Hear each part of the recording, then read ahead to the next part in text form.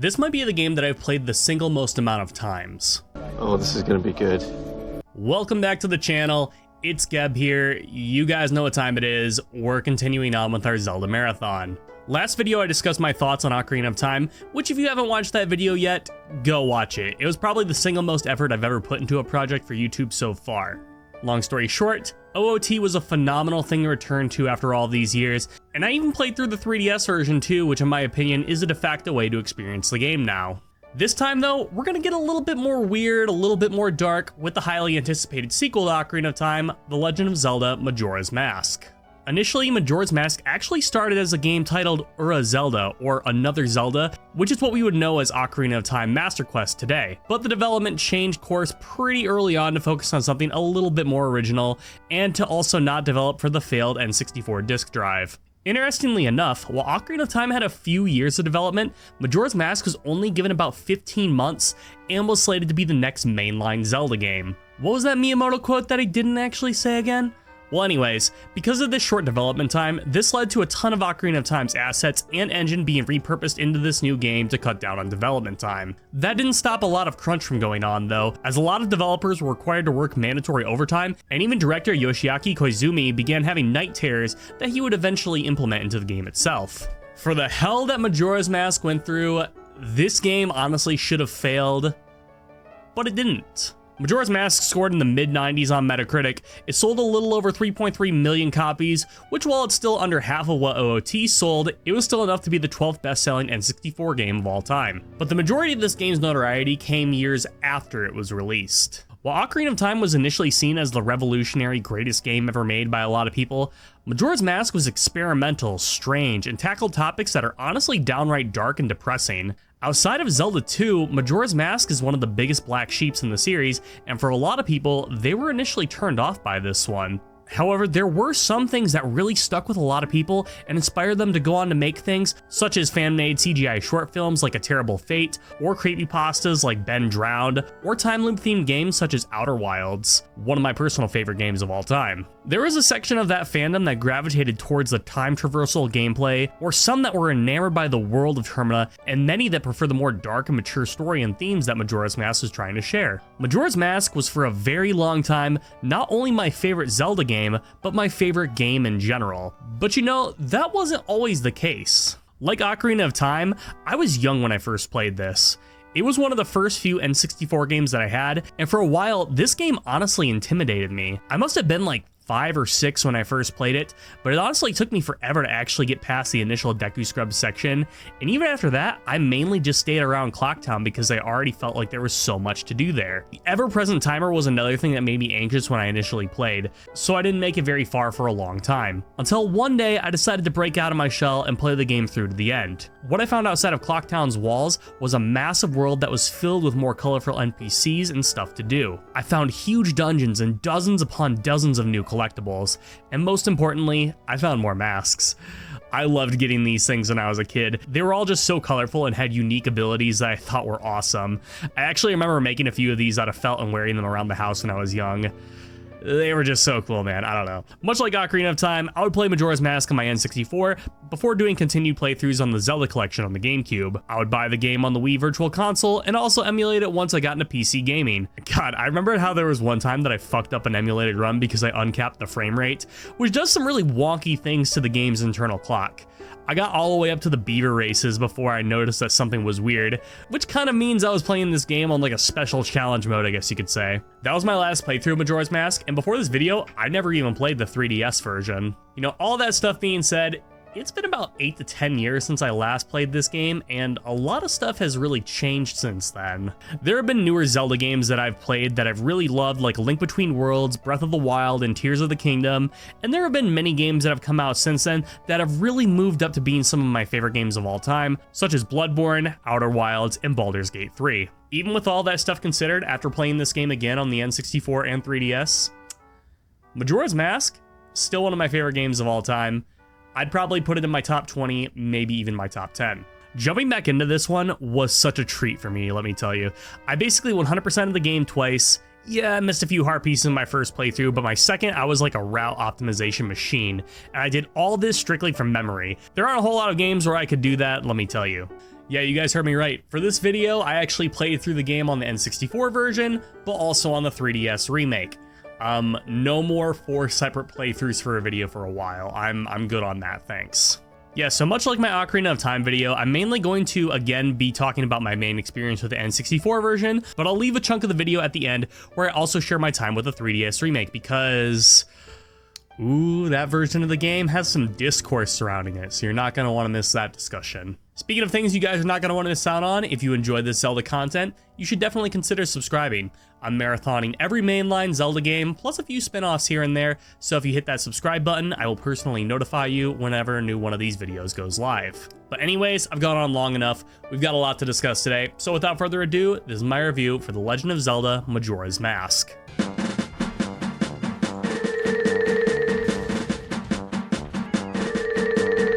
So, graphics are up first, and is it safe to say that Majora's Mask is the best looking N64 game?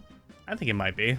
I think the only 2 other contenders would be Donkey Kong 64 or Perfect Dark, which were also the 2 other games that required the usage of the N64 expansion pack, which essentially gave the console an extra 4 megabytes of RAM to play around with. How does this show up in Majora's Mask? Well, take what I praised with Ocarina of Time and basically turn it up to 11. The draw distances now give far greater level of detail than they did before, the dynamic lighting has been given much more depth, there are more intensive graphical effects such as motion blur, and there are now more characters and enemies on the screen at any given time with an even higher amount of animations. Now, there are a few things that a lot of people will consider being a letdown, like the fact that the game still only runs at 20 frames per second, the fact that there's a lot of low-res textures, especially in the environment, and the fact that most of the character models were ripped wholesale from Ocarina of Time, but personally, I don't really mind these too much. The frame rate, while a bit jarring if you usually play games above 60 FPS, was something I got used to eventually. The low-res textures can be kind of distracting, such as the walls around the southern swamp or Termina field, but I think the game's vibrant usage of color and strong art style keep me distracted. I absolutely love the color palette in this game, with my favorite overall area probably being the southern swamp and especially the Deku Palace. You have the green walls combined with the orange trees and the purple poisonous water. It's like a Spirit Halloween threw up, and I think it looks so alien and interesting compared to anything that we saw in Ocarina of Time. When it comes to reusing Ocarina of Time's assets, it was really done to cut down on developmental time and costs, but there is some artistic qualities to it as well. Termina, in a lot of ways, is almost like an inverted version of Hyrule, so seeing these recognizable faces from Ocarina of Time show up and have new purpose adds a level of intrigue that I don't think would be here if they went ahead and just used wholly new models. To add a cherry on top of that is the greater amount of animations that each of these characters and the enemies have. Let's take Link for example. Easily the most expressive version of Link that we've seen up until this point, especially when he's in his other forms. There's so many expressions that I thought were just so funny to see, like Link shrugging at the camera in Deku Scrub form, or being shaken wildly by the happy mask salesman, to the awkward stepping away during the Scarecrow dance. It's all some pretty good stuff. All the other characters really step it up in the animation department too. We've got Mikau playing the guitar, the cutscene where Darmani gets laid to rest, the Ikana Trio's slapstick-style shenanigans when they're all floating around, and my personal favorite, the absolute manic episode that the Happy Mask Salesman goes on when you don't bring back Majora's Mask to him. Him opening his eyes used to send chills down my spine as a kid, and it still kind of gets me to this day. And those are all just from the cutscenes too. Gameplay is also very expressive. Link, for example, has so many different interactions now that it's honestly insane. He's got different jump animations, the marching of the Bremen mask, the fucking weird-ass TikTok dance he can do with Kamaro's mask. Again, it adds a lot of personality to this game. The enemies are no short of interesting animations too. Odawa fights in this rapid and unpredictable way that elevates his fight into something really unique, and the fight against Majora's Incarnation has him do these wild as fuck dances, which, speaking of dances, look what you can get the Redeads to do now. Why was I ever scared of these things anyway? Majora's Mask to me is still a spectacle to the eyes. It showcases the very best of the N64 has to offer. I have very little complaints here, as even some of the things that I thought were done to save on time and resources either work in this game's favor or are so minor that they can be offset by the game's tremendous art style. Not much else to say here. The game's visuals kick ass. There was never really a point that I was turned off by anything that I saw. Next up is audio, and we got a couple of things to talk about. Now first, when it comes to the sound effects, most of the stuff has been taken from Ocarina of Time, so there isn't really much to go over here. Probably the biggest addition now is that every time you talk to an NPC, they make some weird noises when you speak to them, which admittedly adds quite a bit to their personality. And when it comes to the music, while I still think Ocarina of Time has the overall best soundtrack in the series, Majora's Mask is a very close second. It's interesting too because they really go for a different sort of thing in their OSTs. Ocarina of Time had nothing but banger-ass memorable tracks, with the occasional ambient piece for dungeons. Majora's Mask music is kind of a mix again of music taken from the last game, but the new tunes now seem so much more eerie and anxiety-inducing. We still have the more adventurous tracks mixed in, like Termina Field's music, or the Deku Palace's theme, which is a complete bop, but some of my favorite pieces of music have to be related to some of the game's main areas. For example, when you're exploring the Woodfall, Snowhead, Great Bay, or Akana Canyon regions, you may notice that the music is eerily familiar to Majora's theme. This is because that all 4 of those songs have the same basic arrangement, but the instrumentation is slightly altered to better reflect the areas you're in and to show Majora's impact on them. The best example of Majora's Mask music has to be with the 3 distinct Clocktown themes. Again, the main melody composition is basically the same, but because of the change in instrumentation and tempo, you get 3 very different vibes. Day 1 has this more folky feeling with some extra percussion thrown in that makes it kind of feel like a happy-go-lucky standard fantasy town. You feel like you can take your time and nothing is really too pressing. Day 2 has a little bit higher of a speed and has some more ocarina playing in the piece. This kind of makes you feel like you're in the middle of something important, and with the added rain sound effects, it adds a sense of urgency that you kind of need to get a move on. Then Day 3. Ooh, Day 3 just sounds like Day 2 at 1.5 times speed, but it adds some background strings that give this underlying sense of impending dread. When you get to the final hours too, you have this really ethereal arrangement as the moon is falling, and it gives this sense of total bleakness. It's just phenomenally well done. On an emotional level, I think Majora's Mask's highs hit harder than Ocarina of Time, but there are some things that are holding this soundtrack back a little bit. Obviously, they're all the reused pieces of music. Like, I love the Goron City and Zora Domain themes, don't get me wrong, but I think I would have preferred a slightly different rendition. Even if it was just some different instrumentation, I don't know, I would prefer these areas to have their own sense of identity. Or maybe even having a slightly different version per day, kind of like Clocktown does, would have been cool.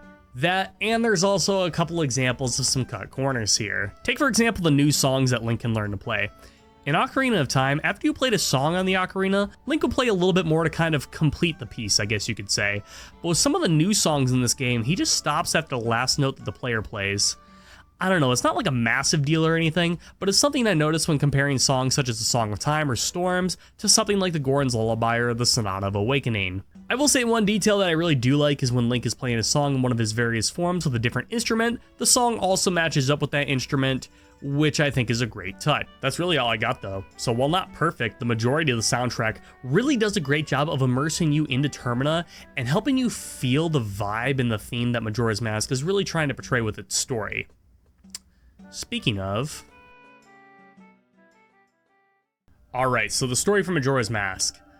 This is by far the most in-depth story that we've seen so far, and probably the overall best story in the series if you ask me. Our tale begins shortly after Ocarina of Time ended, with Link riding Epona through the Lost Woods in search of Navi. Along the way, Link is ambushed by the Skull Kid who's wearing a strange mask and 2 fairies, and they end up stealing the Ocarina of Time. When Link gives chase, a curse is placed upon him by the Skull Kid that turns him into a Deku Scrub. When the Skull Kid makes his exit, he accidentally leaves one of the fairies behind that goes by the name of Tattle. She requests Link to reunite them, and almost immediately after, Link gets acquainted with the Happy Mask salesman, who offers to cure Link of his curse if he is able to retrieve the stolen mask from the Skull Kid. This sets these two out on their journey together, and we get introduced to the land of Termina, with Clocktown residing in the middle. The Skull Kid appears to be waiting at the top of the clock tower, with the only way of being opened in 3 days during the Carnival of Time. Even more worrying, the moon up in the sky is getting a little too close for comfort, and it seems to only be moving closer. When Link does confront the Skull Kid, Tattle's brother Tail tells him to bring the 4 giants of Termina to the clock tower so that they can stop the moon from crashing. Link is able to recover the Ocarina of Time, which he then uses to travel back to the first day when he arrives in Termina, resetting all the events. He returns to the Happy Mask salesman, who cures him of his curse, and then also reveals that the artifact that the Skull Kid stole was called Majora's Mask, an ancient evil artifact that was used by a tribe in their hexing rituals before it was sealed away. Link agrees to bring the mask back and get the 4 giants to help too, and so begins his journey for real this time. From there, we take on a plot structure a little bit more similar to Ocarina of Time. We basically go to the 4 main areas, learn about their problems, and then they're solved when we finish the dungeon. Along the way, we also learn that the Skull Kid isn't really a bad guy. He's more of the it's just a prank bro type that does harmless things like defacing property or committing aggravated assaults and robberies. You know, harmless crimes. Well anyways, Link solves the world's problems, frees the giants, and has a final showdown on top of the clock tower with the Skull Kid. Link summons the giants and puts an end to the moon crashing momentarily before we learn that Majora's Mask is actually sentient and has been using the Skull Kid's body as a host until it gathered enough strength to break out on its own. Majora's Mask flies up into the moon and Link gives chase, and then things get a little weird. We're transported to this grassy meadow with a bunch of kids running around who look like the Happy Mask salesmen, and one's wearing Majora's Mask and wants us to play a game with him, with us playing the role of the bad guy. I don't know, man, there's a lot of shit to unpack there. We have our final fight with Majora, bing bang boom, the world is saved, we see the dawn of a new day, say our goodbyes with the Happy Mask salesmen, the giants and the fairies, and the Skull Kid, who we now realize is the one we met in the Lost Woods in Ocarina of Time, and Link returns on his quest in search of Navi. So plot-wise, it's not really anything too out of left field, but what I think makes this game's story stand out from all of the other Zelda games is just how weird and different everything is. Let's start out with the setting of Termina. There really isn't anything like this in the Zelda franchise, and I think the only game that can be somewhat comparable to it is Outer Wilds. Termina is a land that is dark, sadistic, and unforgiving, but is also filled with a colorful cast of NPCs and locations that make it something that you actually care about. Termina can essentially be divided into 5 separate chunks. To the south, we have the area of Woodfall, which is primarily inhabited by the Deku Scrubs inside of a massive palace. The swamp has become poisonous with the Deku Princess being captured, and a feud breaking out between the Deku Scrubs and the monkeys. In the north, we have Snowhead being lived in by mostly Gorons. This mountainous area has been stuck in a perpetual winter, leading to the Goron tribe on the brink of extinction. To the west, there's Great Bay, which most of the Zora call home, but the waters have become more dangerous with new monsters arriving, and the feud between the Zoras and the pirates has caused many of an issue for the ocean. Then to the east is Akana, which most of the people who have lived there have fled, and the ones who haven't are forced into hiding because the undead have began to rise from their graves and haunt the canyon. In the middle of all this, you have Clocktown, which has dozens of NPCs to interact with that, unlike earlier Zelda games, all have their own unique things going on. This is a large village that has the upcoming Carnival of Time approaching, but even that is thrown into jeopardy for what is by far the most memorable trait of Termina, the moon that is slowly inching its way closer towards impacting the land, causing it to be destroyed in a fiery inferno. No matter where you are in Termina, you can see that moon coming closer, and on the final day, you can even feel the earth tremor as it slowly approaches. You know that in 3 days, that this moon is going to crash into Clocktown and kill everyone in its wake, and a lot of the NPCs know that too. This causes many of them to experience grief in ways that you see in a number of varying degrees. You'll see people about the postman who's so torn up about leaving, but is unable to because his schedule says he has to work the next day.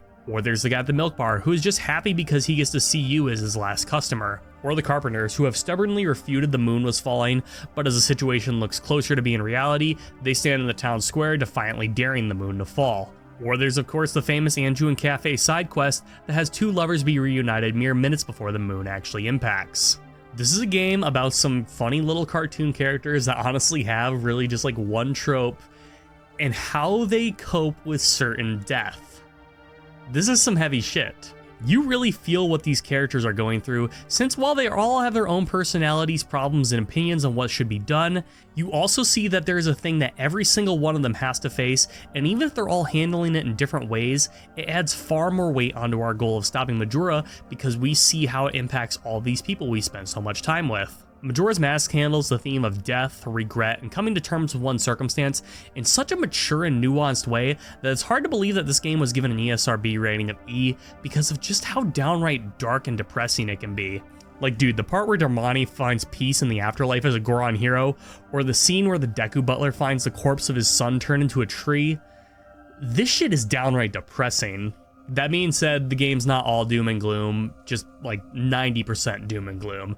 There are some pretty funny things that go on too. We got some flickers of some more absurdist humor in earlier games like Link's Awakening and Ocarina of Time, but I feel like this is the first game to really nail some of the humor that the series is known for. You got situations like the glare that the Deku Princess gives all the guards after she jumps her father. You got Mikau getting up and playing the guitar when moments ago he was dying on the beach. You got the three guys in a Kana castle who can't stop bickering. You've got Dampé running for his life at the sight of the ghost and hiding under his bed. Then there's the Goron that you take his room key from and he has to sleep outside on a bench. It's some pretty funny shit in all honesty. And I think that's what makes the tone of this game work so well. You get a lot of dark, serious stuff, but you also get some really humorous moments that provide really good contrast. And it's kind of weird talking about all these side characters before I get into the main cast, but these are the people that really do elevate Termina into the setting that it is and really show Majora's Mask's themes for what they are, so it just kind of felt like a natural thing to bring up. That being said, the main cast is pretty good too. Link is about the same, being maybe a little bit more expressive overall, but still a total mute. Our companion for this game, Tattle, is probably one of the most underrated in the series in my opinion. She's like Navi with a lot more of a bitchy attitude, but she actually goes through a bit of an arc of growing to trust and appreciate Link that I thought made her leaps and bounds more fun to have around than Navi. The happy mask salesman is eccentric as fuck and always has this air of knowing a lot more than he is leading on, spurring a lot of fan theories behind him. We also see the debut of this blight on humanity named Tingle. He wishes to earn a fairy like Link, but is mainly used for selling maps to the player. He doesn't have that big of a role in this game, but we'll definitely be seeing more of him, don't you worry. And then we have our main villain, the Skull Kid, or really Majora, and there's nothing else in the series like him. This is a villain unlike anything else seen in Zelda before, as it essentially asks the question of what it would be like if we gave a mentally scarred child some nuclear launch codes. At first, you are scared because of how the Skull Kid is misusing the power of an artifact so dangerous, and then as it's revealed that the Skull Kid was merely a puppet this whole time, oh, that's when shit gets real. It's so subtly alluded to as well, with Link being able to observe the difference in Skull Kid's behavior from their first encounter all the way up to the final day. It's just so well done. You can see that Majora is being hell-bent on destruction for destruction's sake, and it's left purposely vague about any intentions beyond that, which has made Majora one of the most enigmatic figures in the series by far. You take our main cast, all the supporting characters, the strange new setting, all the dark and depressing themes, and then you add a doomsday timer on top of that. You have lightning in a bottle that I've never seen replicated in any game before or since. Playing through Majora's Mask and experiencing the world of Termina is something that has to be done in order to really get what this game is all about. This is truly a unique experience that I think has more than stood the test of time. When people reflect back on what they love about this game, the atmosphere and the way that the game handles its themes are usually at the forefront, and I totally agree with it. When I was 6 years old, I loved this game's story because it was weird, dark, intricate, and different. And now that I'm almost 30, I love this game's story because it's mature, nuanced, explores parts of the human psyche that most games don't even think about, and doesn't shove these messages down the player's throat, leaving it up to them to draw what they will from it. It's my favorite story in the series, bar none. I don't think I'm alone when I'm saying that. Now on to the general gameplay, and given that this game uses the same engine as Ocarina of Time, a lot of the stuff that I said in that video basically carries over here. For the most part, Link controls exactly the same, so there's not much to really comment on when it comes to general controls. Inventory-wise, not too much has changed, but there are a few noticeable differences. Equipment such as new swords and shields are now just flat upgrades rather than being things that you can switch out, and we only have a few new items to play around with. First is the pictograph box, which you can use to take pictures of various things to complete quests. It's pretty limited in use outside of that though, but it's kind of fun having an item that can help you make Tingle's dad disappointed in him, or help this fisherman get some material to jerk off to. Then there are the powder kegs, which can only be used as a Goron in order to open a few unbreakable areas that normal bombs couldn't do. Finally, there's the Great Fairy Sword, which sort of acts like the big Goron sword from Ocarina of Time, but now it's equipable to the C buttons, which is a really powerful weapon, don't get me wrong, but it feels kind of weird switching to a C button for your main method of attack. I don't know. Other than that, pretty much everything else we get returns from Ocarina of Time. We see plenty of familiar faces such as Deku Nuts, Deku Sticks, the bow, the hookshot, bombs, bomb chews, the lens of truth, magic beans, Ocarina of Time, bottles, and all of the elemental arrows. So a few things such as the boomerang, hammer, and magic spells unfortunately didn't make the cut. Now I will say that the items we did get are a little better in some ways, such as the elemental arrows actually having some more use, like the ice arrows for example, of being able to freeze water in enemies or platforms, and being able to get up to 6 bottles that can also carry new things such as hot spring water for melting ice, or Chateau Romani that is a milk that can give you unlimited magic for a 3-day cycle. These are all nice bonuses. Of course, since we have the Ocarina of Time, we also are able to play songs that do have some variant effects, and we got some new ones added to our roster. Now, some songs from OOT return, such as Epona's song and the Song of Storms, which have pretty much the same use as they did before, with a bonus for the Song of Storms being able to act like spring water to be able to use with magic beans, so it's a little bit of a buff. The Song of Time also returns, but with a much better function than moving blocks. When played, Link will actually travel back in time to the beginning of the 3-day cycle. He can also learn 2 songs that can either slow down time or move him up in 12-hour increments, but more on that in a little bit. Now, the new songs we get, admittedly, aren't that great. Take the Song of Healing, for example. It's mainly used as a progression check for various points in the game in order to earn new masks. The best new song is easily the Song of Soaring. You play it and can be transported to any owl statue that you've uncovered in any of the game's main areas, which basically fixes the problem that I had with teleportation songs in Ocarina of Time. On the flip side, this makes the dungeon accessible songs basically useless outside of, well, accessing those dungeons. Like the Sonata of Awakening has a couple of uses outside of getting into Woodfall, and you'll play the LG of Emptiness until you're fucking sick of it just to access Stone Tower, but the other 3 you'll probably only play 1 to 3 times in your entire playthrough just to access the dungeons. They probably could have done something a little bit better here. The method you go about getting all of these items and songs has also slightly changed. Whereas stuff like the bombs, long shot, and lens of truth were earned through dungeons, now Link acquires them in between the dungeons, typically about halfway into a new area. Which, yeah, structurally, we don't really have the dungeon spam that earlier games did. Now Link will go to an area, learn about their plight, get a new transformation mask, get a new item, and do various things before getting the song to access the dungeon. And honestly, these sections are some of the best parts of the game for me. You'll do things such as infiltrate the Deku Palace, help stop the crying of a baby Goron, stop the ranch from being invaded by aliens, invade the pirate fortress to retrieve the Zora eggs, and go through an undead-filled castle, all these punctuated by giving you a song that will allow you to access the area's dungeon. I like this shakeup a lot, since it feels like in between dungeons, the world has opened up to an incredibly sizable margin with a ton of new things to do. Which, since we're starting to talk about the dungeons now, let's just get into those because there's really only 5 to cover here. First, let me say that the dungeons in this game definitely feel far more complex than the majority of what we saw in Ocarina of Time. This game, in a way, kind of feels like it picks up directly where Ocarina of Time left off in terms of difficulty,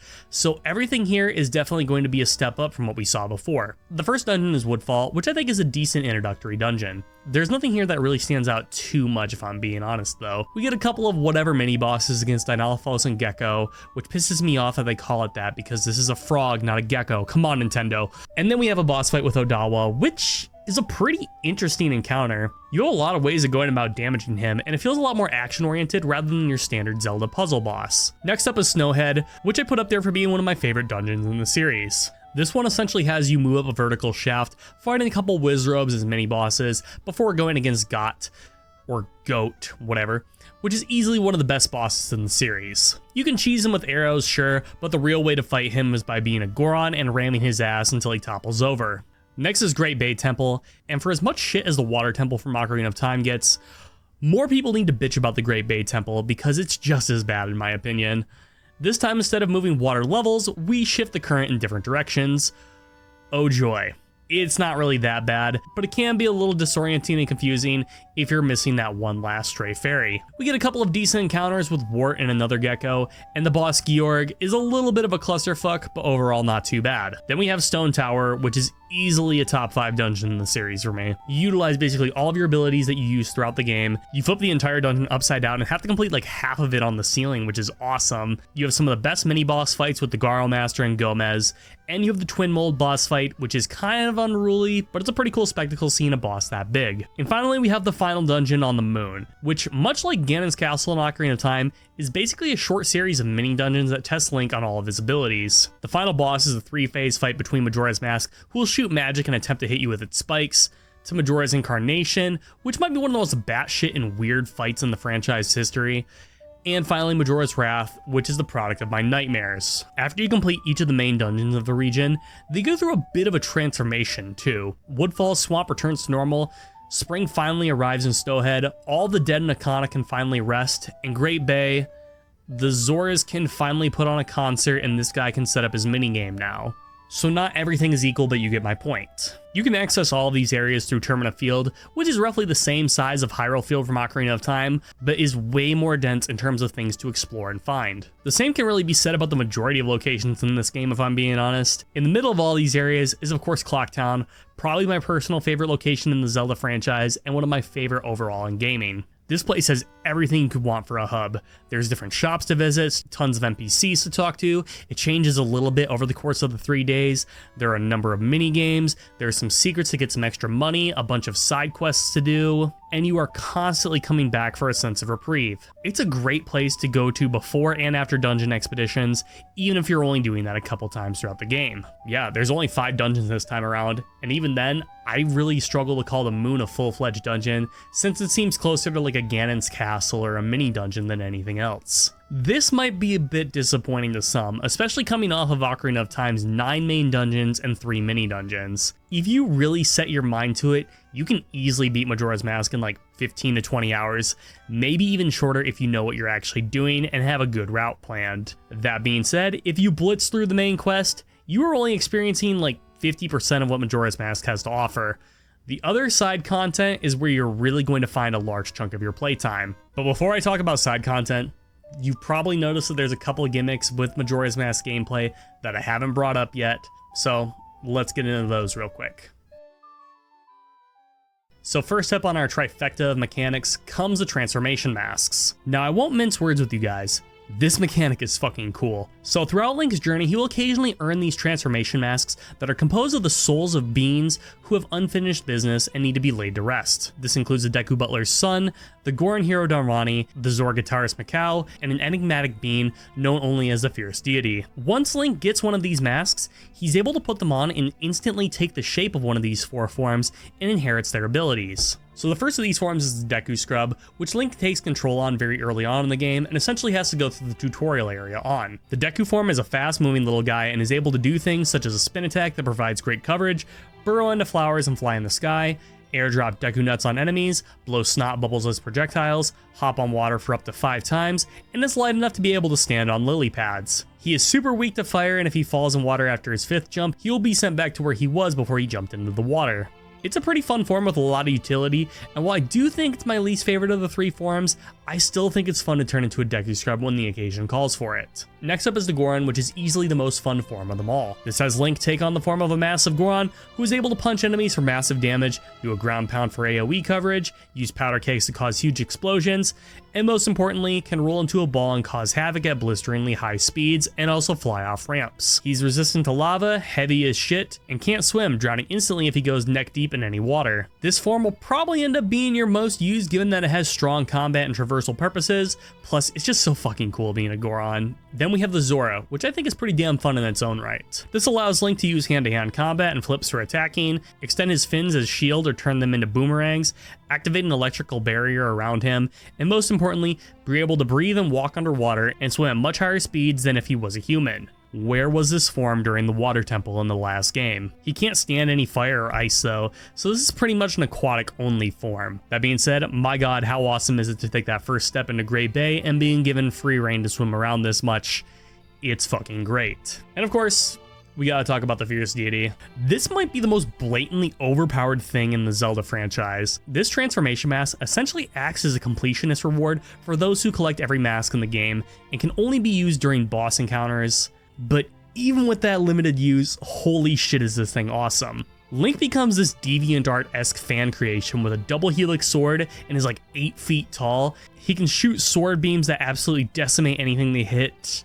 Alright, that's all he can do, but it's so effective that you don't really need much else since he can take down pretty much any boss in a matter of seconds. So outside of Fierce Deity Link, you could pretty much use any of these forms as soon as you acquire them throughout the story. They're all necessary for story progression, but also have some interesting interactions outside of that. For example, when you're in one of these forms, Link will be treated as a separate person by the majority of NPCs. This affects many things, like what side quests he can accept, what minigames are available to him, and what areas he can access. For example, if Link is in Deku form, the guards in Clocktown will not let him leave because they believe he's a child, but as Goron or Zora, they won't even try to stop him. It's because of this that it's sometimes worth going back to earlier areas with a new form to see what type of interactions you might get, even if some of them are purely for some slightly different dialogue. There's still a lot of merit to playing the game as normal Link though, as the majority of equipable items and all the other masks can only be used by him, plus other things such as being able to ride Epona, which this time around is a required pickup. This is by far one of my most favorite gimmicks that any Zelda game has ever had.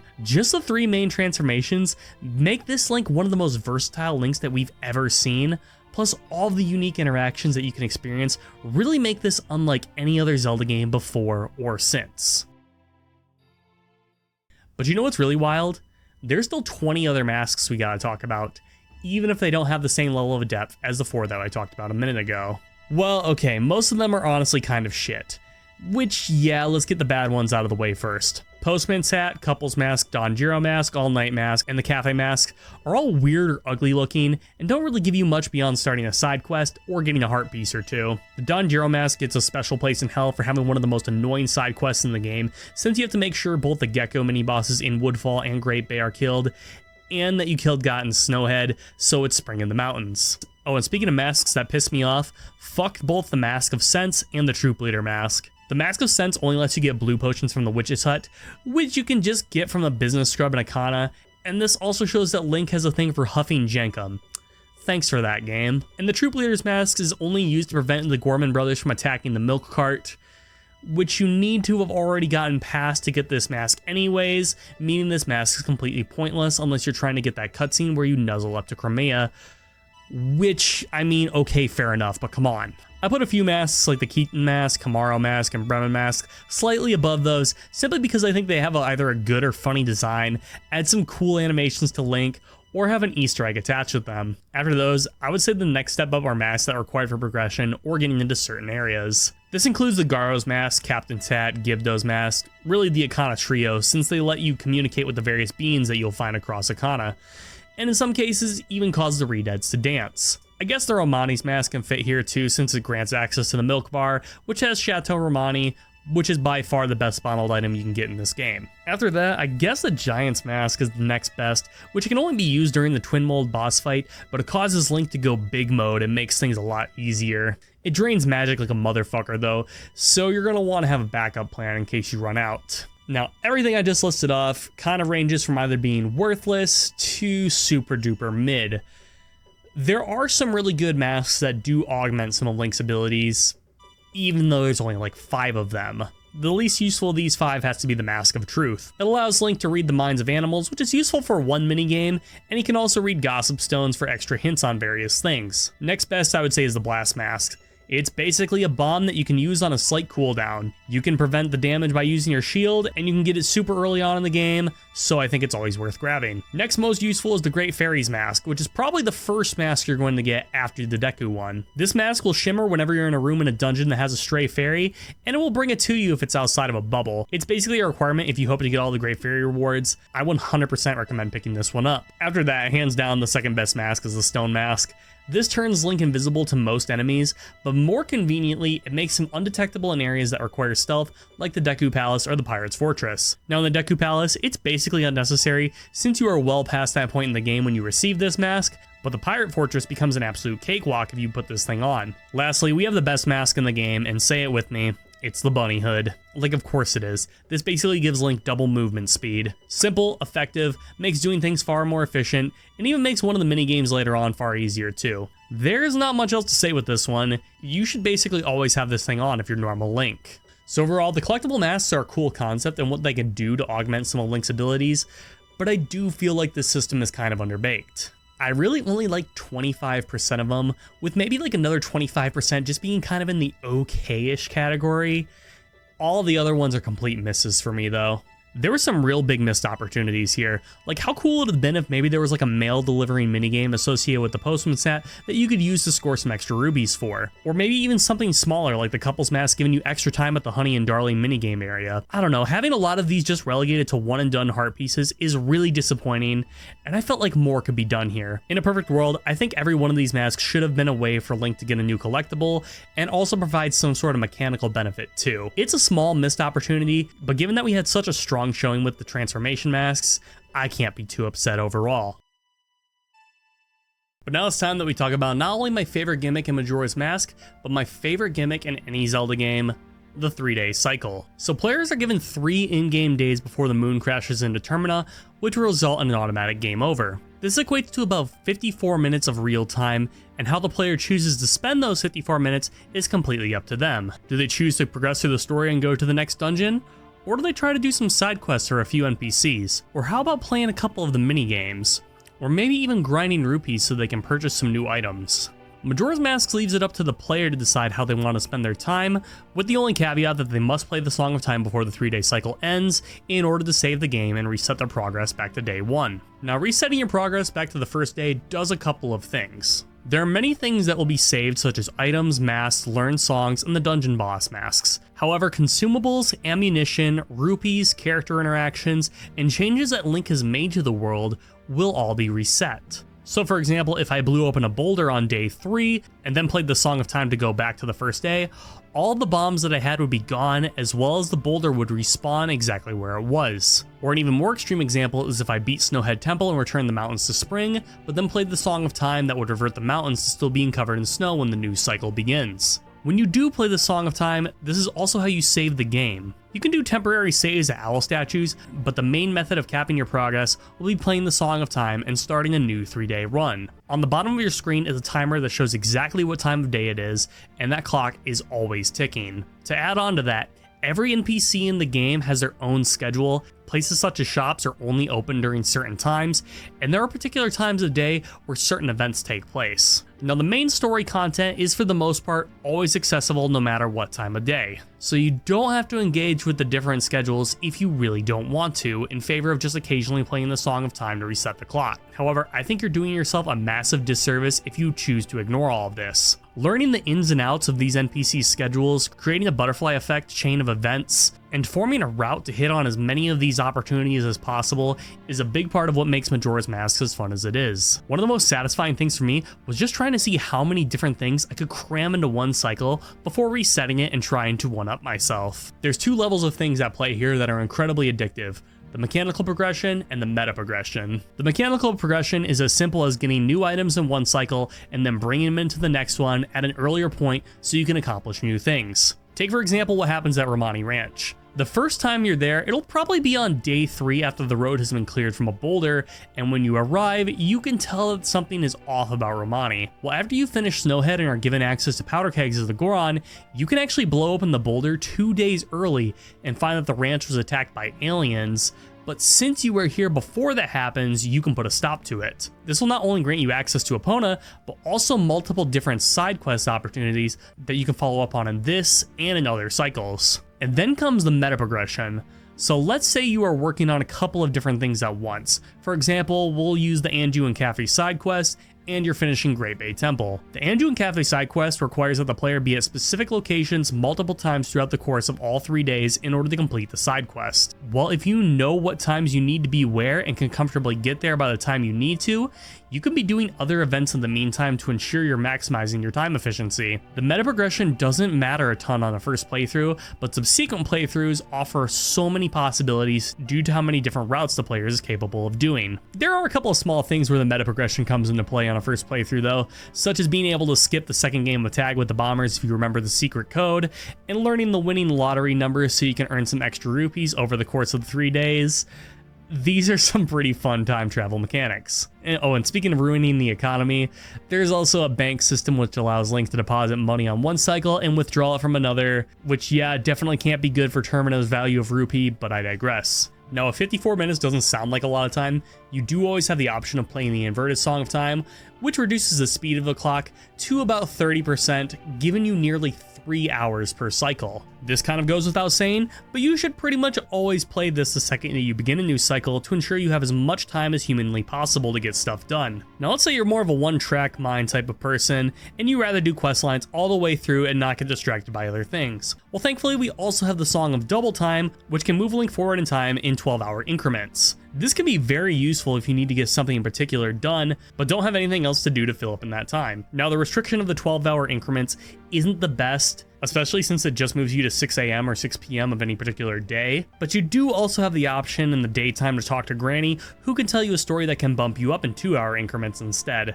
However, that doesn't always solve everything. There are going to be a lot of points where you're waiting around for events to happen, which honestly can be a little annoying since it really does feel like you're wasting your time while you're doing that. But that's my only complaint with this system.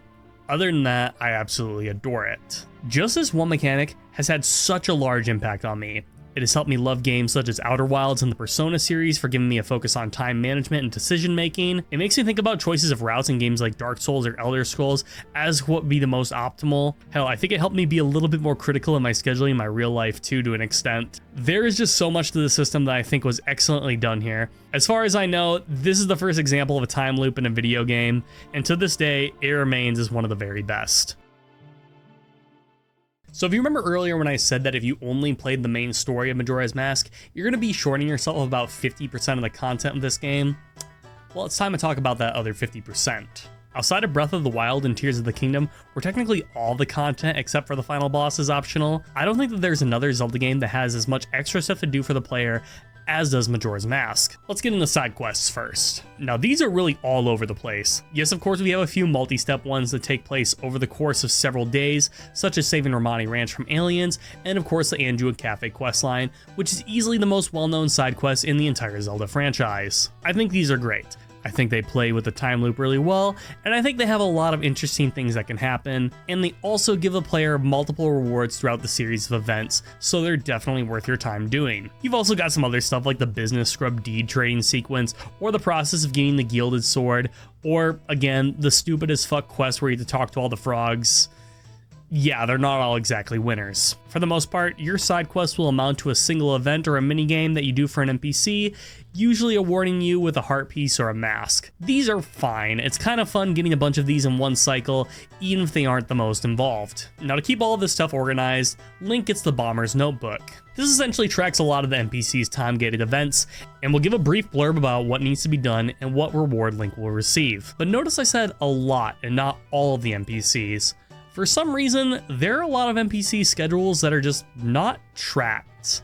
Why? Well, I don't know. Plus, this notebook doesn't keep track of non-time sensitive quests, so while it is useful, it's not that helpful. Now, there is a lot of optional stuff that also returns from Ocarina of Time, either in a higher amount or in a slightly different way. Let's take the heart pieces for example. We went from 36 in OOT to 52 in Majora's Mask, and there are a million different ways of getting these things, whether they be found in the world, won after a challenge or a minigame, traded for something else, purchased, or earned thanks to a mask's ability. Given that you only have 4 dungeons that grant you 1 heart container each, I'd recommend at least going for some of these to give you that extra boost in health. Another thing returning from Ocarina of Time is the gold called Tulas, which they operate a little bit differently here. This time around, instead of being spread throughout the entire world, there are just 2 spider houses that have a bunch of golden skull tools to find inside in order to earn a reward. I much prefer this since it means that everything is in a condensed area, which is way more manageable. We also obviously see the return of minigames, and there are a ton here. We've got 3 shooting galleries, the Deku Playground, the Treasure Chest Race, the Dog Races, the Race with the Deku Butler, the Goron Races, the Race Against the Beavers, lots of races, right? The Fight Against the Poe Sisters, the Secret Shrine that has a showdown against a bunch of mini-bosses, this weird jumping minigame, you can feed a fish and have it eat its brother inside of this tank, Dompe's grave digging minigame, which is a complete pain in the ass. There's a ton of shit here.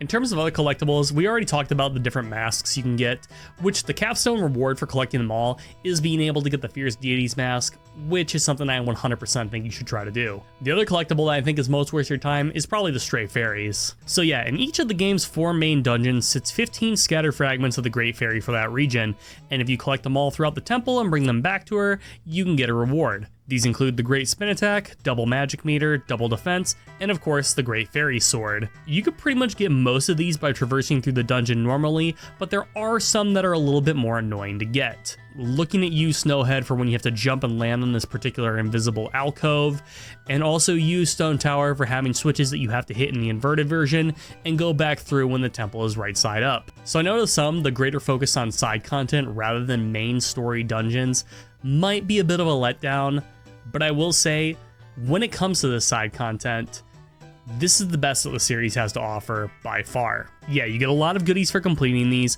but you also learn so much more about Termina and its people, and enhances the story in such an important way that I feel like you need to experience at least some of the side content in this game. If you're going to pick and choose, I'd recommend at least getting every mask, getting all the stray fairies, and completing the Bomber's Notebook. This will net you a lot of big rewards, give you a very fair amount of heart pieces, and most importantly, take you through a number of side quests that make Majora's Mask as identifiable as it is. If you like what you experience, I think Majora's Mask is one of the most comfortable and rewarding Zelda games to 100%. I basically did it twice in a row for this video, only skipping a few heart pieces in the N64 version, but doing everything possible on the 3DS, and I never got burnt out in either of my playthroughs.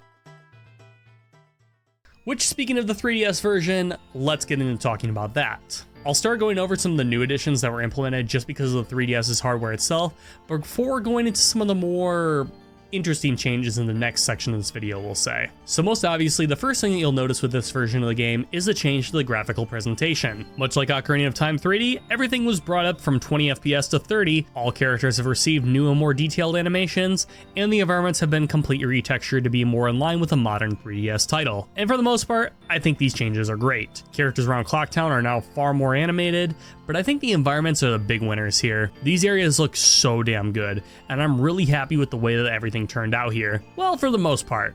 I think the moon in the N64 version comes off as a bit more unnerving than the 3DS. This is the face of a mix of negative emotions that makes me just uneasy to look at. This is the face of someone who looks like they let a little bit too much out when they tried to sneak a fart. Other than that, I don't think too much was lost here, so I feel pretty comfortable calling this a straight upgrade. We of course also see the return of some mechanics from the 3DS version of Ocarina of Time, such as the gyroscopic aiming and the touchscreen inventory management. The gyro aiming is so nice to have in this game, given all the optional minigames present, and the returning inventory system from the last game is also great for sections like the Pirate Fortress or Ascending Stone Tower that will require Link to use a bunch of items in a short amount of time. Given the amount of times in Majora's Mask that will also require you to show an item to another NPC, and you can do this all effortlessly from the bottom screen without pausing, I think this is a great feature to have in this game. The last thing I'll touch on quickly is the advent of 360-degree camera control if you are playing on a new 3DS or have the Circle Pad Pro. This will give Link full control over his camera at any given time, rather than needing to occasionally center it with a shoulder button, which is wild to think about because this might have actually been the first Zelda game to do that.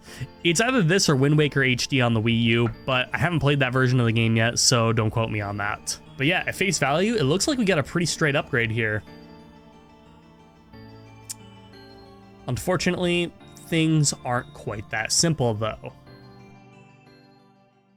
So Majora's Mask 3D is a bit of an interesting one to talk about. Reason being for this is that Ocarina of Time 3D by most accounts is essentially just a straight upgrade over the N64 version. When Majora's Mask 3D was being developed, series producer Eiji Aonuma sat down and played through the original N64 version and came up with a list of changes that he wanted to make. Whereas the Ocarina of Time remake was made to enhance aspects of the game to bring it up to a modern presentation standard, Majora's Mask 3D was a remake that sought to change a lot of different things about the original to redeem it in the eyes of the series creators. So how do you think that worked out? Honestly, it's a pretty decent remake and still a great way to play the game. It's not perfect, and it's definitely got a lot of problems, which actually, yeah, let's get into those first. There were just a lot of weird decisions to adjust things that were honestly never really a problem in the first place, and these changes kind of come off worse for wear. Two of the changes to Link's forms are some of the most egregious. First off, the Deku Scrub now needs to build up momentum and can't use his spin attack to gain speed when skipping across the water. This makes traversing areas of the swamp way slower than they need to be. Then there's the new Zora swimming.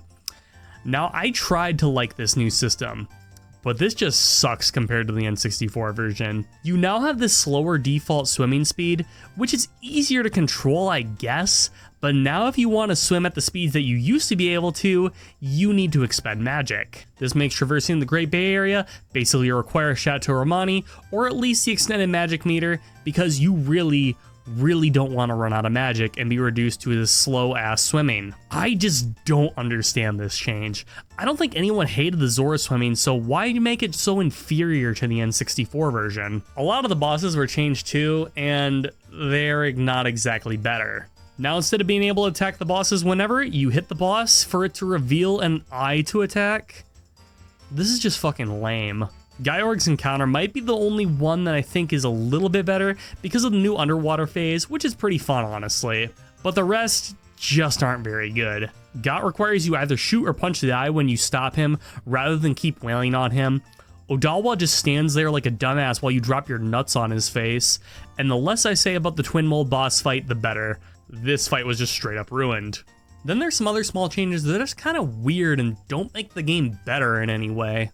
Take the ice arrows for example. In the N64 version, you shoot the water with them, boom, ice platform. In the 3DS version, you have these shimmery spots that basically say over here dumbass, and they're the only areas you can freeze, making this item that already had a niche use have even less value. Then there's the change of needing to save at the owl statues rather than just being able to use the Song of Time, and having to train my brain to go over and save at the owl statue just didn't feel right by comparison. They really should have just let you save the game both ways. It seems like a lot of the changes in this remake were done for the sake of making things easier, like having certain platforms no longer move, or having the bank be right next to the owl statue in Clock Town, or having you get the stone mask inside of the pirate's fortress, or having the Sheikah stone return for video hints, or hell, having the bombers run up to you to give you side quest tips. So it might seem kind of strange when you also consider the inverted Song of Time was nerfed to only reduce the clock to 50% speed rather than 30%. Playing these games back to back, you definitely feel that difference here. And while not a bad change, since I think it may have been a little bit too powerful in the N64 version, it was definitely something that I had to get used to. So if it sounds like I'm kind of trashing this remake, let's shift gears and talk about some things I actually do appreciate about it. First up, while the Deku water hopping and the Zora swimming are definite downgrades, the transformations do have some things that I think are improved. The Deku shoots bubbles in a more consistent path, and also has a reticle now so you can actually see where you're landing when you're in the sky. The Goron and Zora both combo faster, making them both far more viable for combat, and the Goron's rolling has far better control. There are definitely some things to appreciate here. Another thing that I'm really happy about is the expanded Bomber's Notebook. Whereas the N64 version was just a handful of the possible side quests and characters, the 3DS version has basically anything in the game that you would want to track, regardless if it's a timed or static event. What's also great is you can set reminders in the notebook for anything you want, making those who maybe lose track of time more easily have an option to take care of those things. To go along with that, the Song of Double Time has also been altered to be able to advance time in 1 hour increments instead of 12. This makes doing things such as the Anju Cafe or Romani Ranch side quests far easier. It's by far one of the best changes. Speaking of the Romani Ranch quest, they also gave the troop leader's mask a purpose of giving Link an extra empty bottle. I don't think we really needed a 7th one, but hey, it's better than it being worthless. Oh, what else is there? There's fishing now. Okay, the fishing in this game actually fucks. There are 2 fishing spots, one in Woodfall and one in Great Bay. You can go during different times of the day, use different lures and wear different masks in order to catch rare and unique fish. Hell, you can even wear the Fierce Deities mask and fish now. And you people are calling this a bad remake. So overall, Majora's Mask 3D isn't exactly the straight upgrade that Ocarina of Time 3D was, but I would still say it's a pretty good way to experience the game if you haven't yet. While the boss redesigns, Zora swimming, Deku water hopping, ice arrows, and save functions were a step down, I personally think there are a lot of improvements that made this a good way to play the game still. I'm a big fan of the graphical updates, the gyro aiming, the inventory management, the improvements to the Song of Double Time and Bomber's Notebook, and of course, where else are you going to see something like this? It's far from a perfect remake, but I can still recommend this one safely to anybody who's interested in experiencing Majora's Mask. 2 back-to-back videos that are close to that 1 hour range. Let's wrap everything up. Should you play Majora's Mask? Yeah, man, have you not been listening to what I've been saying? This is my favorite Zelda game. From the dark and mature themes to the abstract humor this game shows off, to one of the most memorable settings in all of gaming, to some amazing mechanics such as the transformation mask and time loop traversal. This game is amazing. There's a reason that this remains to this day the game that I've probably replayed the most. I love it so much. Is it perfect? No, but it's pretty damn close in my eyes, and this is a must-play if you ask me. If you've ever played a Zelda game before and you like what you saw, make this your next one. If you are looking for an experience to this day that still hasn't been replicated by any other game, then this one is for you. If you've ever been curious about this game but was unsure about jumping in, let this video be a signal to give it a shot. This is the game I was looking forward to the most in this marathon, and even after playing it through so many times, it still hasn't left me disappointed once. That's all the time I have for you guys today. Thank you for watching. What was your favorite memory of The Legend of Zelda Majora's Mask? Please be sure to leave your thoughts in the comment section down below. And hey, if you enjoyed today's video, maybe consider giving it a like and subscribing. Thank you guys again. I'll catch you in the next video.